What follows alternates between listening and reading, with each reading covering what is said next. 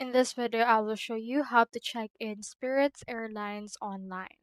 Now, in order to check in for this one, what we can do first is we can head over right here to this check-in option. You should be able to see right around here. Now, once you have done that, you can see in here these options and can just check in using the app itself.